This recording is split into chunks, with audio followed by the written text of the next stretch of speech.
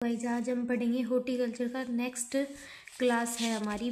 कल हमने पढ़ लिया था इरिगेशन में हमने बाढ़ सिंचाई, क्यारी विधि, अधोभूमि सिंचाई पढ़ ली थी। आज हम पढ़ेंगे फुहारा सिंचाई यानी स्प्रिंकल इरिगेशन। ऊपरी सिंचाई को फुहारा सिंचाई को कहते हैं ओवरहेड इरिगेशन। ऊपरी सिंचाई ओवरहेड इरिगेशन किसे कहते हैं? स्प्रिंकल यानी फुहारा सिंचाई को, जिसमें जल को हवा में छिड़का जाता है। यह वर्षा की तरह भूमि पर गिरता है। इसका पैरामीटर है, यहाँ से क्वेश्चन आता है, यानी इसका प्रेशर कितना होता है, दाब कितना होता है। 2.5 से 4.5 किलो पर सेंटीमीटर स्क्वायर इसका दाब होता है, इसका प्रेशर होता है। किसका? फुहारा सिंचाई का प्रेशर कितना होता है? 2.5 से 4.5 किलो पर सेंटीमीटर स्क्वायर होता है, या फिर 30 PCI होता है। सिंचाई दक्षता 60% एफिशिएंसी होती है फुहारा सिंचाई में। वाटर सेविंग 30 से 50% वाटर सेविंग होती है। अनाज उपज वृद्धि 1.5 से 4 गुना होती है। डिस्चार्ज रेट होती है 1000 लीटर प्रति घंटा। फुहारा की दूरी होती है 12 मीटर या 40 फीट। पाइप की लंबाई 6 मीटर। उपयुक्तता लगभग सभी फसलों के लिए उपयुक्त। धान को छोड़कर रेतीली मिट्टी में सर्वाधिक उपयुक्त है। ढलानदार भूमि असतत भूमि में उपयोगी है। भूमि समतलीकरण की आवश्यकता नहीं होती। उपयोग पाला से बचाव के लिए स्प्रिंकल की जाती है। तापमान नियंत्रण करने के लिए, उर्वरक सिंचाई के लिए। सीमाएं: हवा की गति 3 मीटर प्रति सेकंड से अधिक होती है या फिर 65 किलोमीटर प्रति हावर पर उपयुक्त नहीं है। कौन सी? फुहारा सिंचाई। जल में सोडियम व क्लोरीन 3 क्यूबिक प्रति लीटर नहीं होने चाहिए। प्रमुख अवयव: मुख्य भाग, जल स्रोत, पंप, मेन लाइन, सब मेन लाइन, लेटरल लाइन, फुहारा, वोल्व, फिल्टर, प्रेशर रेगुलेटर। प्रमुख तत्व: नोजल है, राइजर पाइप है, फिल्टर स्क्रीन है। ये इसके फुहारा सिंचाई के भाग हैं। फिर है बूंद बूंद या ड्रिप इरिगेशन।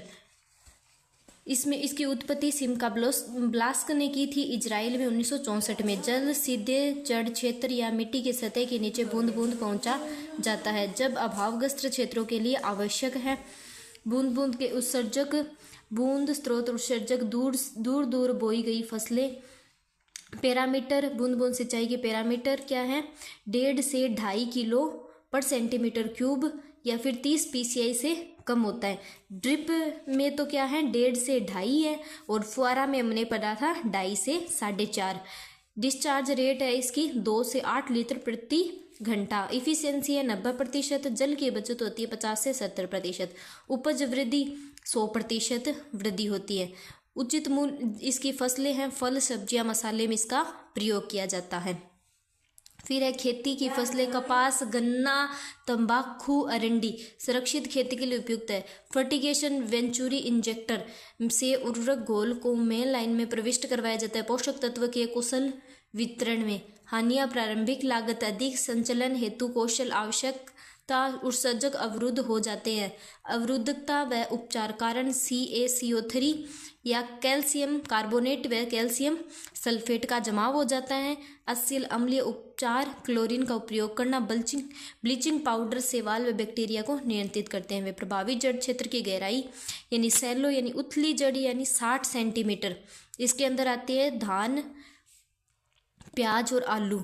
मध्यम 90 सेंटीमीटर में आते हैं गाजर, राजमा, मटर, मिर्च, तंबाकू, गेहूं, मूंगफली और खरबूजा। गहरी 120 सेंटीमीटर में आता है कपास, मक्का, जवार, टमाटर, तरबूज, सोयाबीन, गन्ना और बाजरा। अति गहरी वेरी डीप 180 सेंटीमीटर में आता है रिजका, कॉफी, चाय, कुसुम, खट्टे फल और फल वृक्ष। फिर है वाष्पी वाष्पोत्सर्जन ET। वाष्पी वाष्पोत्सर्जन इसके अंदर आएगा वाष्पीकरण और वाष्पोत्सर्जन को कहते हैं वाष्पी वाष्पोत्सर्जन। बाजरा वायुमंडल में नमी सोखता है, इसे ऋणात्मक वाष्पोत्सर्जन कहा जाता है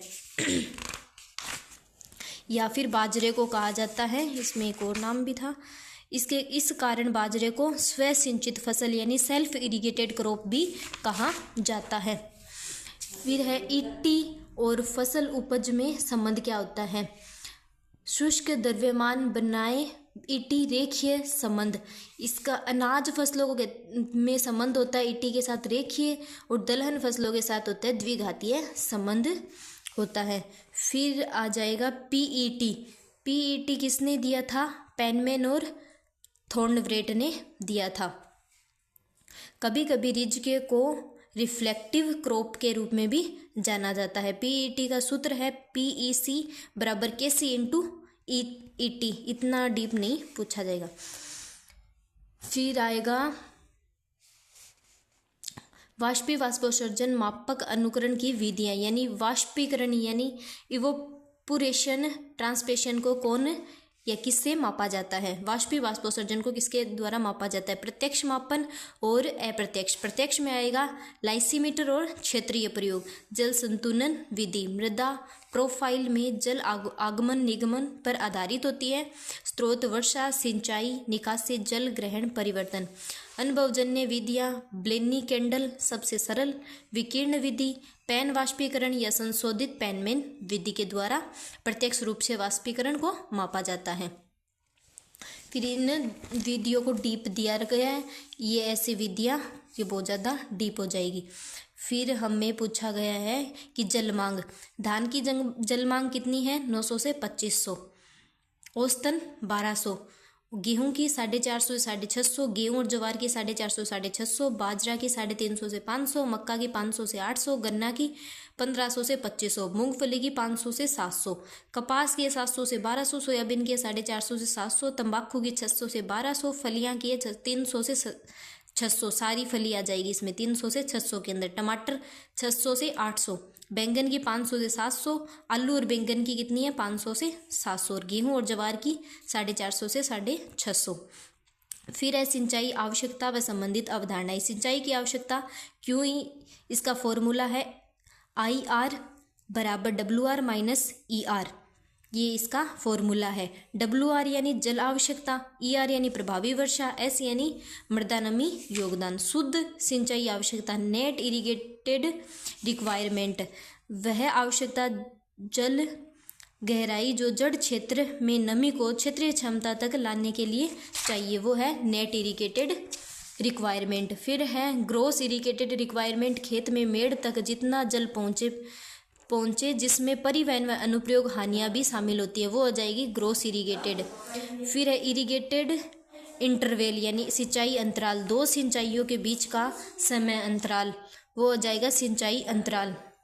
सिंचाई अवधि इरिगेटेड पीरियड, चरम फसल जल आवश्यकता के समय व एक पूर्ण सिंचाई चक्र को पूरा करने के लिए आवश्यक दिन, यह आ जाएगा इरिगेशन पीरियड। फिर डेल्टा को मापा जाता है एक, ये क्वेश्चन W2015 में आया था। 1 क्यूबिक पर डे बराबर कितना डिस्चार्ज होता है? 8.64 हेक्टेयर पर मीटर, या फिर 864 हेक्टेयर पर सेंटीमीटर जल उपलब्ध कराता है। फिर है आधार अवधि बेस पीरियड, इसमें पूरे मौसम के सभी सिंचाइयों को मापा जाता है। फिर पालको सिंचाई किसे कहते हैं? बुआई से पहले दी जाने वाली सिंचाई। कोर सिंचाई फसल के मुख्य जल आवश्यकता चरण में दी जाने वाली सिंचाई को कहते हैं कोर सिंचाई। पालको सिंचाई बुआई से पहले दी जाने वाली सिंचाई पालको सिंचाई। सिंचाई समय सारणी व जल मापन यानी इरिगेशन शेड्यूलिंग, इसमें आता है कि सिंचाई समय सारणी यह निर्णय किया जाता है कि कब सिंचाई करनी चाहिए और कितनी सिंचाई करनी चाहिए। यह हम पढ़ते हैं किसमें? सिंचाई समय सारणी के अंदर। इसमें सिंचाई समय सारणी की अनेक विधियां हैं। मृदा जल व्यवस्था विधि, अनुभूति एवं रूप विधि, सरल व यानी खुद अनुभव करना, अनुभव के द्वारा मिट्टी यानी हाथ से मिट्टी की नमी का अनुमापन किया जाता है। DASM उपलब्ध मृदा नमी का घट जाना विधि, मृदा में उपलब्ध नमी के प्रतिशत समाप्त होने की सिंचाई। टेंसियोमीटर या इरोमीटर का प्रयोग किया जाता है जो 0.85 बार पर काम करता है। जलवायु दृष्टिकोण में कौन कौन आएगा? IW व CPE अनुपात। सामान्य अनुपात कितना होता है? 0.75 से 0.80 या 5 सेंटीमीटर सिंचाई गहराई पर इतना मान होता है IW व CPE अनुपात पौधों का। फिर है पौध सूचकांक, यानी पौधों को देखकर उस हमें निर्धारित करना है कि इसमें पानी की कमी है या नहीं है, यानी पौधों के लक्षणों से नमी तनाव का अनुमान लगाना। सूरजमुखी जल्दी स्थायी मुरझाने वाला बिंदु को दर्शाता है। फिर है फसलवार DASM मार्गदर्शन। सक्रिय वृद्धि अवस्था 20 से 25% और असंवेदनशील अवस्थाओं में 50% होती है। मक्का की होती है 25, ज्वार बाजरा की होती है 50। फिलहाल लाइसीमीटर अनुसंधान उपकरणों जो खेत में जल संतुलन मापने के लिए प्रयोग किया जाता है। ठीक है, इसमें इसका सॉल्यूशन कर रखा है परीक्षा कैप्सूल में। ये हमने पढ़ लिया था एग्रोनॉमी की क्लास में, मैंने शॉर्ट्स भी डाल रखा है, उससे मैंने याद भी करवा रखा आपको कि 1 क्यूसेक में 28.32 लीटर जल डिस्चार्ज होता है और 1 क्यूमेक में होता है 1000 लीटर। फिर है धान और आलू का IW CPE रेशियो होता है 1.2, गेहूं मक्का सूरजमुखी कपास का होता है 0.75, गन्ना ज्वार का 0.8, सरसों का 0.7, बरसीम का होता है 0.5 और कुसुम का सबसे कम होता है 0.4। अब है फसल नमी संवेदनशील अवस्था। धान की है पेनिकल आरंभ होने से पुष्पन तक, ज्वार की है हैंडिंग, बाजरा रागी की है लेंट जॉइंटिंग व मिल्किंग, मक्का की टेल्सलिंग व सिल्किंग, गेहूं की है क्राउन रूट आरंभ, मूंगफली की है पुष्पन पैगिंग, तिल की है बीज जमा व पुष्पन, सूरजमुखी की है पुष्पन से 2 सप्ताह पहले व बाद में, सोयाबीन की है प्रजनन अवस्था व पुष्पन व बीज निर्माण, कपास की है पुष्प एवं वोल विकास व गन्ने की है फॉर्मेटिक अवस्था, तंबाकू की है टोपिंग, मिर्च की है पुष्पन एवं फल विकास, प्याज की है बल्ब निर्माण से परिपक्वता, आलू की है 25% कंद निर्माण हो जाए तब पानी देना चाहिए, जरूरी है। दलहन फसलों की है अलग अलग, चने की है पुष्पन से पूर्व व फली विकास, मसूर की है पुष्पन से पूर्व एवं शाखा निकलना, अरहर की, उड़द की, मूंग मटर की है पुष्पन व फली विकास के टाइम। ये इसका मैंने याद करवा रखा है आपको, एक शॉर्ट्स डाल रखा है, आप जाके चैनल पे देख लेना। फिर है जल मापन की विधियाँ, इसमें आ जाएगी आयतन आधारित विधि जो निश्चित समय में पानी का आयतन मापती है, निश्चित समय में पानी का आयतन मापती है आयतन आधारित विधि। प्रयोग छोटे पाइप नहरें खेत की सिंचाई के लिए, लाभ सरल कम लागत छोटे प्रवाह के लिए सटीक होती है। वेग क्षेत्र आधारित विधियाँ, फ्लोट विधि। फिर है प्रत्यक्ष प्रवाह में वियर का प्रयोग किया जाता है नहर पर बनाई गई रुकावट या नोच जिससे पानी ऊपर से बहता है। इसका समीकरण है Q = C/L/H।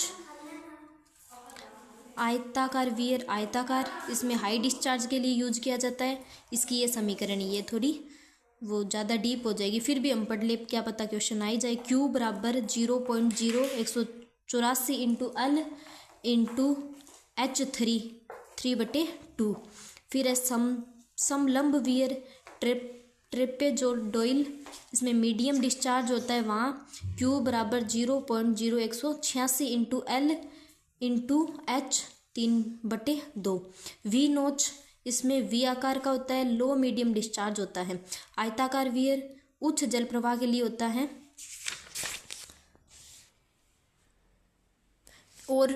और फिश छोटे जल प्रवाह के लिए होता है।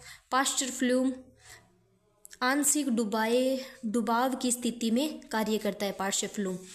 फिर जल उपयोग दक्षता, जल उपयोग दक्षता उस अनुपात को दर्शाती है जो बाजार योग्य उपज और वाष्पोत्सर्जन द्वारा उपभोग के लिए जल के बीच होता है।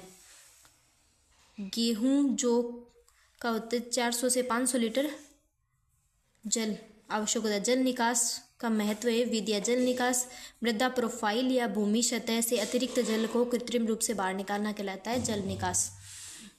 सतही जल निकास रेंडम सिस्टम से, पैरेलल सिस्टम से, बेंडिंग सिस्टम से, इंटरस्पेशियल सिस्टम से, अधोभूमि में पाइप व टाइल ड्रेनेज से, मोल ड्रेनेज से, कुएं ड्रेनेज से। जल निकास गुणांक 24 घंटे के भीतर किसी क्षेत्र से हटाए जाने वाला जल की गहराई सीमा 0.6 से 2.5 सेंटीमीटर पर दिन। एक सेंटीमीटर पर डे बराबर 157 लीटर पर सेकंड प्रति हेक्टेयर। ये W2025 के अंदर आया हुआ है। जल भराव 2 मीटर से कम, जल स्तर गहराई संभावित जल भराव 2 से 3 मीटर, सुरक्षित 3 मीटर से अधिक। सर्वाधिक सिंचित क्षेत्र वाला राज्य उत्तर प्रदेश, सर्वाधिक प्रतिशत सिंचित है पंजाब और हरियाणा। भारत की अंतिम सिंचाई क्षमता 149 मिलियन हेक्टेयर। सर्वाधिक सिंचित क्षेत्र गेहूं, सर्वाधिक प्रतिशत सिंचित क्षेत्र वाली फसल है गन्ना और गेहूं।